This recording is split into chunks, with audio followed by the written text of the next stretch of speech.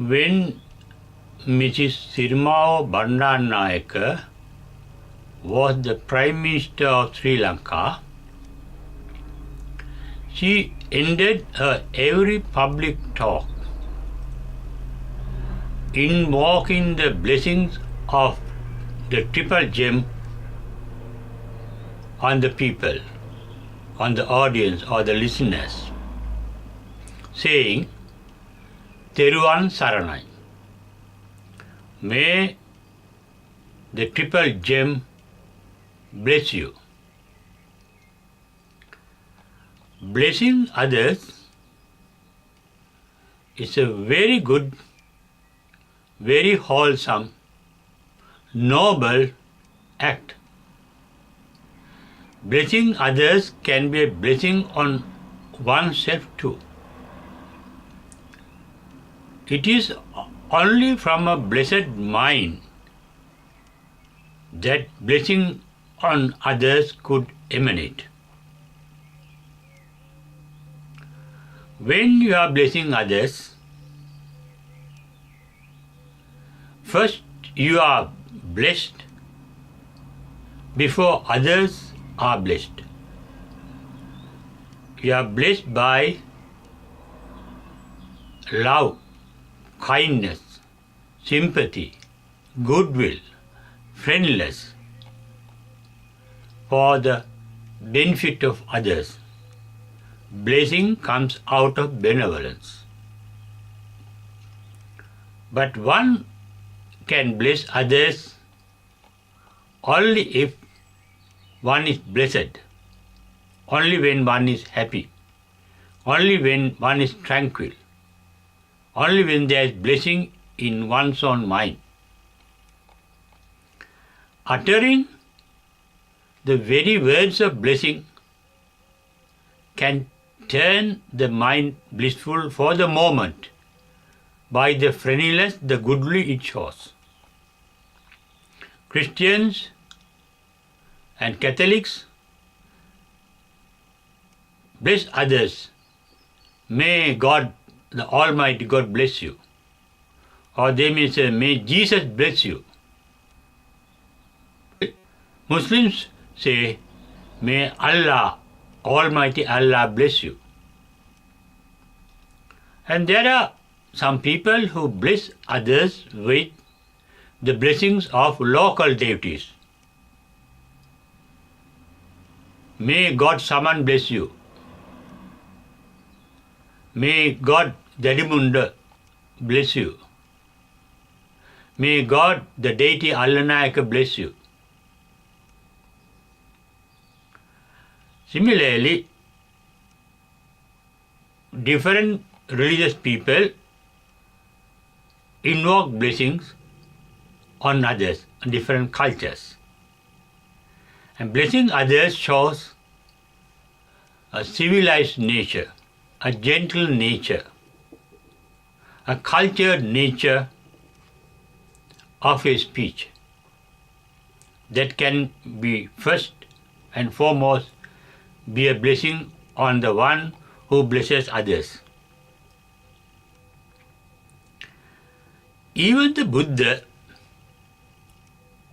blessed others invoking the power of the triple gem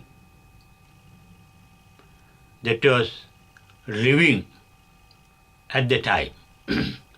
In the Ratana Sutra, he dispelled triple dangers of the Visala Mahanuvara city. There was a famine, and there was sickness,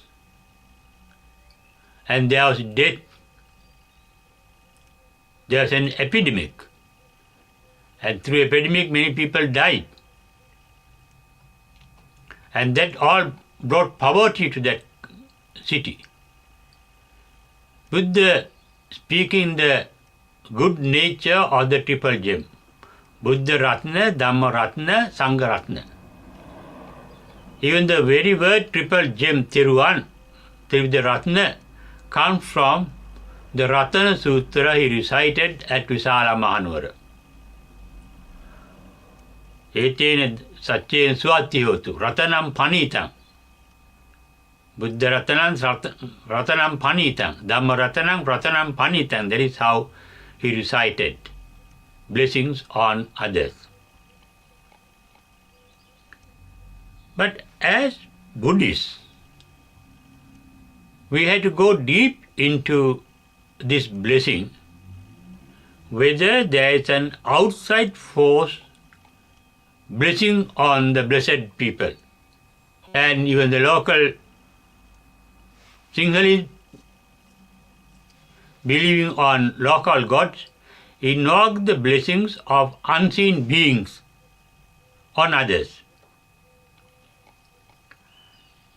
This triple gem as a blessing was a real blessing, a living blessing during the time of the Buddha. Buddha was living at that time. And Buddha Dhamma in the Buddha's mind too was living. Because the Buddha and Buddha Dhamma are not two things, they are the two sides of the same coin.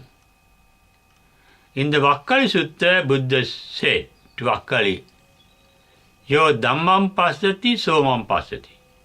Yo mam passati, so dhammam passati. Whoever sees my Dhamma can see me. Whoever sees me can see my Dhamma. That means Dhamma and the Buddha are not two separate things, but the two sides of the same phenomenon. Buddha is an enlightened one, perfectly enlightened one.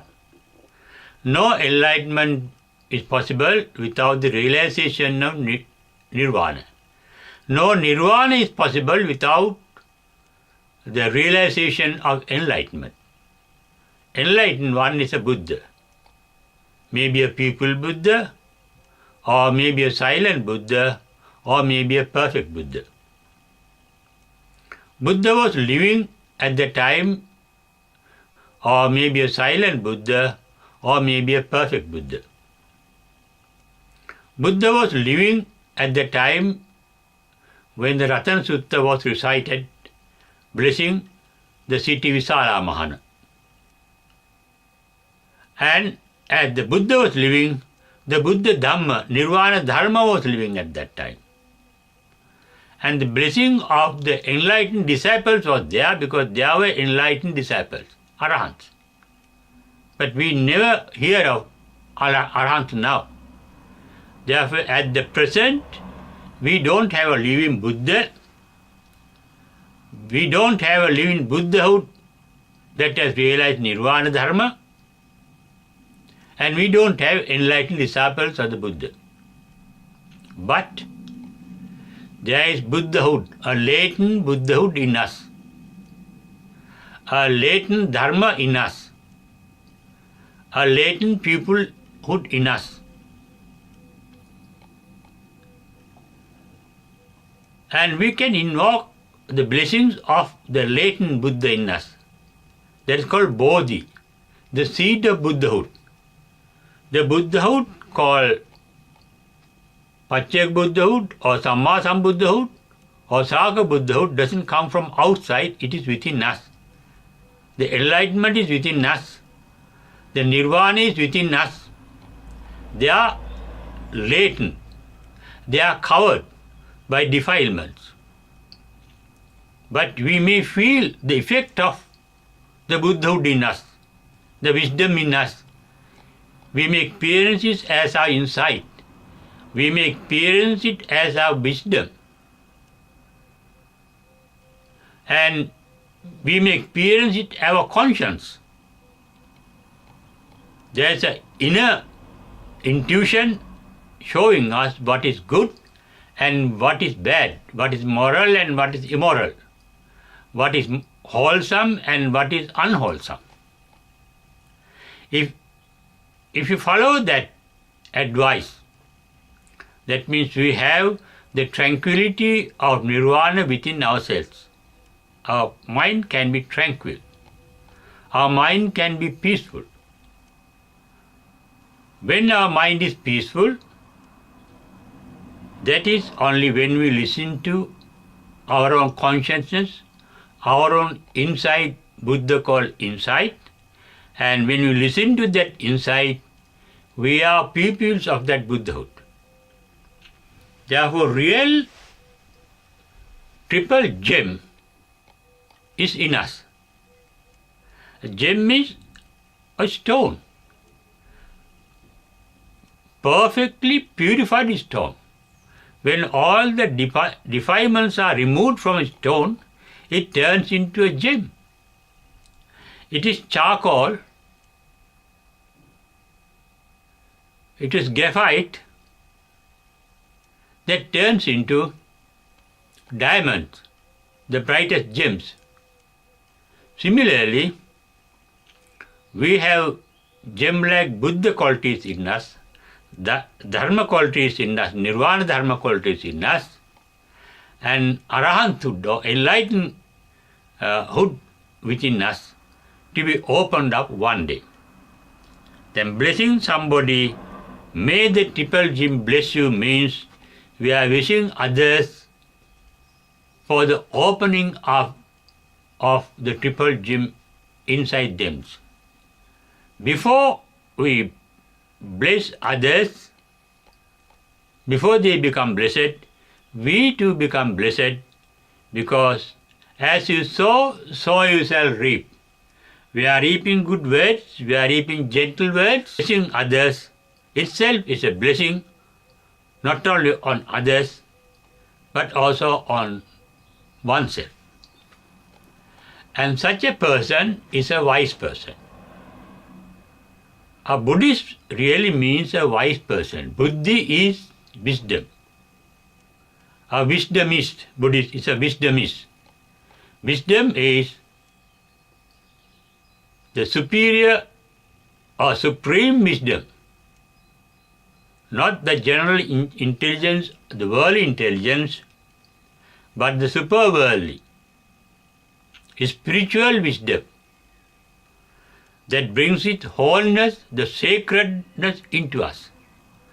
The sacredness of ourselves is within us. It may be defiled and impure at the moment. Once we remove the impurities, what comes out is the original sacredness, the holiness, the holistic nature in us. That is our Buddhahood. That is our Nirvana. And that is how people should of listening to our own wisdom called the Buddhahood. Sacredness, the holiness, that is our Buddhahood. That is our Nirvana. Buddhahood. That is our Nirvana. And that is how people should of call wisdom called the Buddhahood. Blessing on others, Buddha too approved, not only in Ratana Sutra, in Dadagga Sutra he said, whenever you are frightened, whenever you are troubled by, he told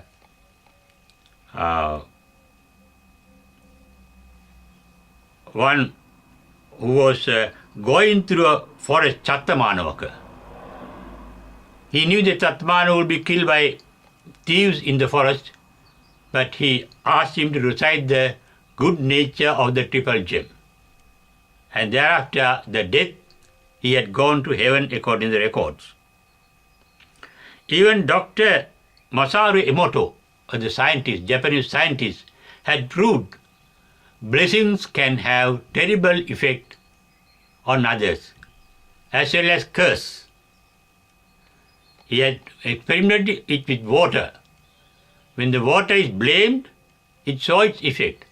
When the water is praised with love and kindness, it has its effect on the water. You can go to the internet and study the effect of words, blessing words on water. We are all made of water. About 75% of our body is water. So blessing words can definitely have a blessing effect on us and on others too.